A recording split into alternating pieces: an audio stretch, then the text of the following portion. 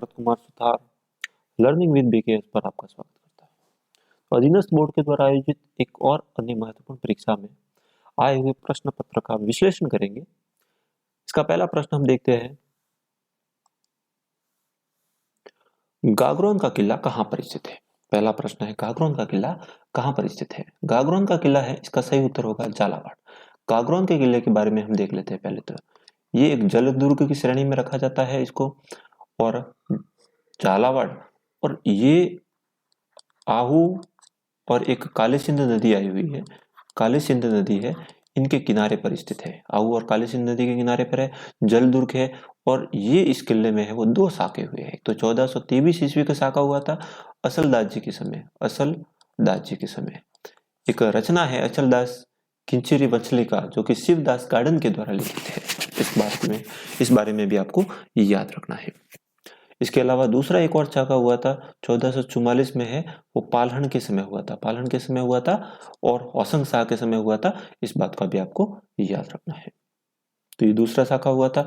अब इनके बारे में, एक पीपाजी का जो संबंध है, एक लोक देवता हुए राजस्थान के, रामानंद जी के शिष्य थे पीपाजी, जिनका संबंध है वह भी गागरोन किले से संबंधित है। इनका जो मूल नाम है वो तो प्रताप सिंह जी था, लेकिन इनकी जो छतरी है वो गागरोन दुर्ग में आई हुई है। तो इस प्रकार से पहला प्रश्न क्लियर हो गया। दूसरा प्रश्न हम देखते हैं,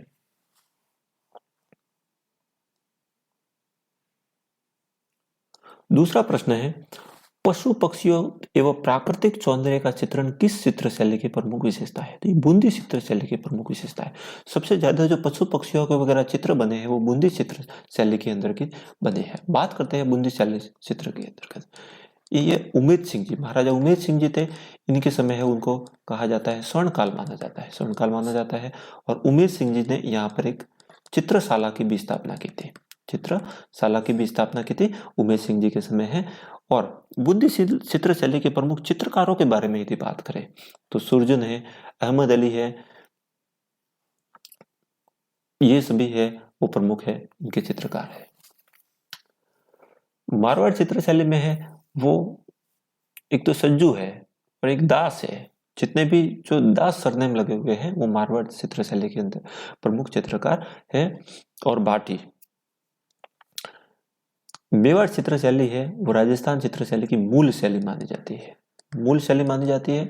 और जिनका जो विकास है वो कहा जाता है महाराजा कुंभा जी के समय हुआ था। हालांकि इनका जो स्वर्णकाल है वो तो महाराजा जगत सिंह जी के समय था, लेकिन बात करते हैं इन पर मुगल शैली का जो सर्वाधिक प्रभाव है वो अमर सिंह जी के समय देखने को मिला था। अलवर चित्र शैली के बारे में हम बात करते हैं तो अलवर चित्र शैली है वो, एक तो इसमें हाथी दांत का चित्रण सर्वाधिक है, कामसूत्र पर आधारित जो चित्र है वो भी अलवर चित्र की प्रमुख विशेषता रही है। आगे प्रश्न पर हम देखते हैं,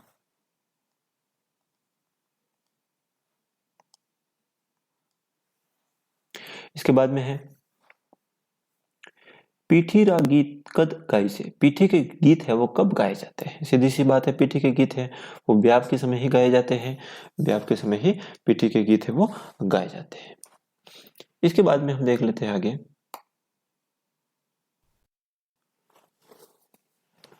इसके बाद में कौन सा पेट्रोलियम उत्पादन स्थल बाड़मेर जिले में नहीं है। मंगला बिल्कुल है, भाग्यमा भी है, ऐश्वर्या भी है, कोटारू नहीं है। कोटारू है वो एक तरह से गैस का उत्खनन होता है, प्राकृतिक गैस का है वो वहां पर उत्खनन होता है। और ये क्षेत्र आया हुआ है जैसलमेर में, आया हुआ है। कहाँ पर आया हुआ है, जैसलमेर में आया हुआ है। मंगला है वो, यहाँ पर तेल के कुएं हैं। भाग्यमा है, ऐश्वर्या है।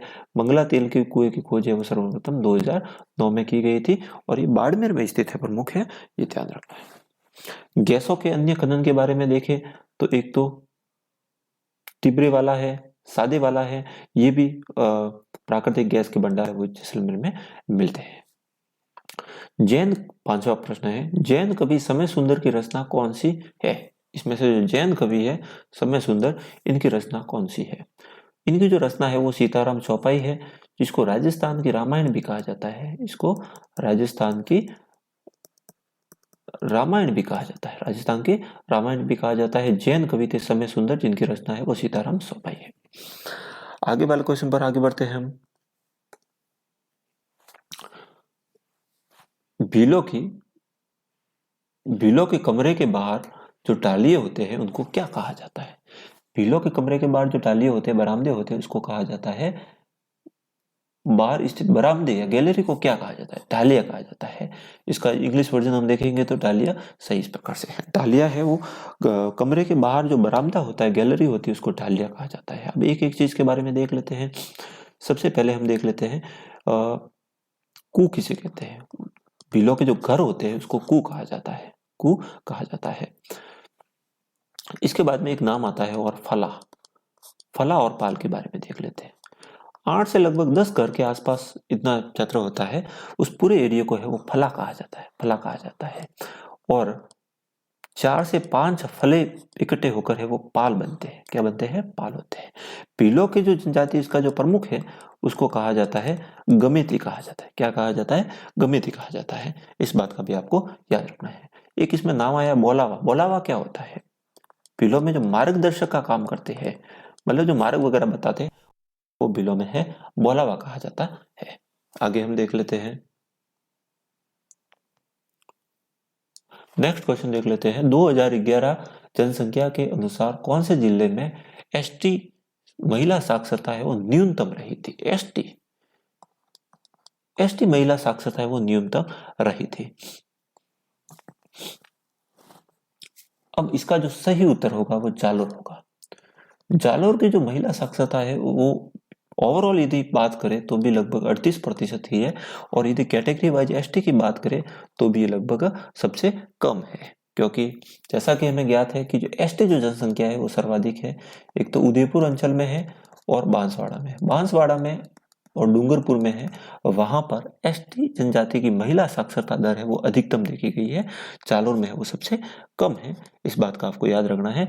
लगभग 26 के आसपास है और सिरोही में लगभग 29 के आसपास है। इस बात का आपको याद रखना है। नेक्स्ट क्वेश्चन पे आते हैं। कौन सी साहित्यिक कृति राजस्थान साहित्य आदिकाल से संबंधित है? कौन सी कृति है वो राजस्थान के आदिकाल से संबंधित है? तो इसमें से विरुद्ध क्षत्रिय है वो आदिकाल से संबंधित नहीं है। पहले किसान रुक्मणी की भी नहीं है।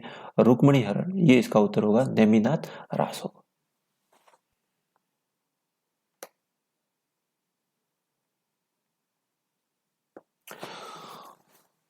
इसको एक बार पेंडिंग रख लेते हैं। 1938 में करौली प्रजामंडल की स्थापना किसके द्वारा की गई थी? 1938 में करौली प्रजामंडल की स्थापना त्रिलोक चंद्र माथुर के द्वारा की गई थी। करौली प्रजामंडल की स्थापना। बात करते हैं ऋषिदत्त मेहता का जो संबंध है वो आपके बूंदी प्रजामंडल क्षेत्र से आता है। बूंदी प्रजामंडल क्षेत्र से आता है। बूंदी प्रजामंडल के बारे में बात करें तो इनकी स्थापना 1931 के आसपास कांतिलाल जी के द्वारा की गई थी। किसके द्वारा की गई थी? कांतिलाल जी के द्वारा की गई थी बूंदी प्रजामंडल की स्थापना 1938 में। अब 1938 में ही हम देखें तो सिरोही प्रजामंडल की स्थापना तो 1939 में हुई थी। तो 1938 में है वो एक तो अलवर प्रजामंडल की भी स्थापना हुई थी। अलवर प्रजामंडल की स्थापना भी 1938 में हुई थी। कुंज बिहारी मोदी ने यहाँ पर इसकी स्थापना की थी। तो ये आपको याद रखना है। नेक्स्ट क्वेश्चन पर हम आगे बढ़ते हैं। लोक नाट्य चारबेल निम्नलिखित में से किस क्षेत्र से संबंधित है? तो चारबेल का जो संबंध है वो आता है टोंक से संबंधित आता है। मुख्य रूप से है मुस्लिम शैली के अंतर्गत होता है, पठान के अंतर्गत आता है, और इसमें डप नामक वाद्य यंत्र का प्रयोग किया जाता है। और ये फैजुल्ला खां के समय वो लोकप्रिय हुआ था। इसमें प्रमुख कलाकार है वह अब्दुल्ला करीम खां, खलीफा करीम खां इनके प्रमुख कलाकार थे। चारबेल है वो पठान शैली के अंतर्गत आता है और ये टोंक जिले का है, टोंक क्षेत्र का है प्रमुख लोक नाट्य है वो माना जाता है। नेक्स्ट क्वेश्चन पर हम देखते हैं। पीले पत्थरों से निर्मित सोनार किला किस जिले में स्थित है? पीले पत्थरों से निर्मित सोनार किला लगभग सब ध्यान है, जैसे जैसलमेर है। कहाँ पर है? जैसलमेर में है। और ये आपके धानवतीय दुर्ग के अंतर्गत आता है। धानवतीय दुर्ग यानी जो मरुस्थल के अंतर्गत दुर्ग बने हुए होते हैं उसको धानवतीय दुर्ग कहा जाता है, इसके अंतर्गत माना जाता है। इसमें 99 बुर्ज है, 99 बुर्ज है। पीले पत्थरों से इसका निर्माण किया गया है और इसको है वह स्वर्णगिरी भी कहा जाता है। क्या कहा जाता है? स्वर्णगिरी भी कहा जाता है।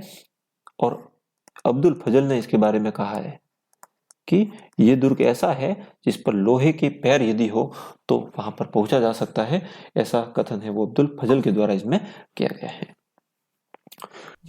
के बारे में हम और एक बात करें तो यहाँ पर एक सबसे बड़ी भूमिगत पुस्तकालय है, भूमिगत पुस्तकालय है, जीन भद्रसेन पुस्तकालय है, जिसको कहा जाता है जीन भद्रसेन पुस्तकालय है। और यहाँ पर है वो राजस्थानी चित्रकला का सबसे प्राचीन चित्र है वो यहाँ पर मिला है। जैसलमेर दुर्ग के बारे में और कहा जा सकता है कि यहाँ पर इस दुर्ग पर है वह सत्यजीत रे ने एक फिल्म भी बनाई थी, फिल्म का भी निर्माण हो चुका है, जैसलमेर दुर्ग पर है। बीकानेर दुर्ग है, ये भी दानुति दुर्ग की श्रेणी में आता है। जोधपुर दुर्ग है जो कि महाराजा जोधा जी के द्वारा है, वो लगभग 1459 ईस्वी के आसपास बनाया गया था, जिसको मयूरगढ़ भी कहा जाता है। बाड़मेर में किलोनगढ़ का दुर्ग आया हुआ है। नेक्स्ट देखते हैं।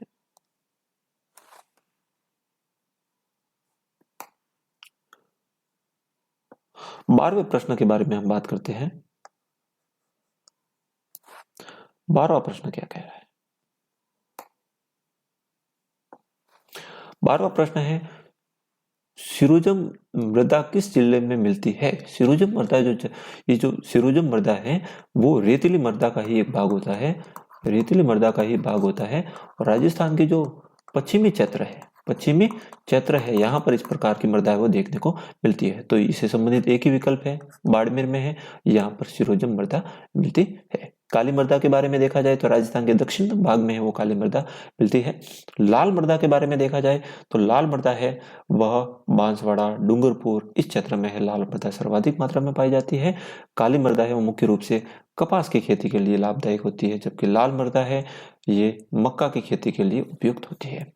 अब नेक्स्ट क्वेश्चन है कौन सा संत राजस्थान राजनी है? इसमें से कौन से संत ऐसे हैं जो राजस्थान से इनका संबंध नहीं है? बिल्कुल पीपा जी का संबंध है वो राजस्थान से है। अभी हमने देखा है गागरोन दुर्ग से इनका संबंध है, गागरोन दुर्ग झालावाड़ में आया हुआ। जाम्बो जी है ये संत है जिनका संबंध है बिल्कुल राजस्थान से है। लालदास जी का संबंध राजस्थान के है, अलवर क्षेत्र से मिलता है।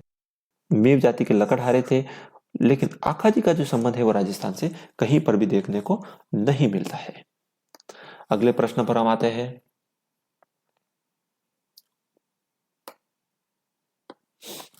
एशिया की सबसे बड़ी तोप जय बाण कहां पर रखी हुई है? एशिया की जो सबसे बड़ी तोप है वो जयगढ़ दुर्ग में रखी हुई है, और जयगढ़ दुर्ग है वो जयपुर में आया हुआ है, जिसका निर्माण है वो मिर्जा राजा जय सिंह जी के द्वारा किया गया था।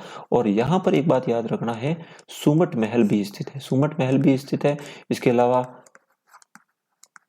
खिलबता पैलेस भी यहाँ पर स्थित है, ये भी आपको याद रखना है। जयगढ़ दुर्ग है वह एक सुरंग के द्वारा है वो आमेर दुर्ग से जुड़ा हुआ है, जिसको विजयगढ़ी भी कहा जाता है। क्या कहा जाता है?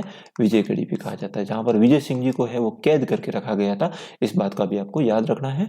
और यहाँ पर एशिया की सबसे बड़ी तोप है वो जेबंद है, जेबांद है वो रखी हुई है, जेबंद ये रखी हुई है, इस बात का भी आपको याद रखना है।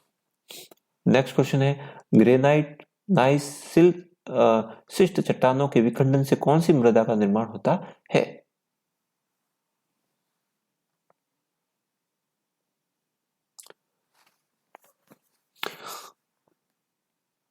नेक्स्ट क्वेश्चन पर हम आगे बढ़ते हैं, इसके बारे में इसको पेंडिंग रख लेते हैं।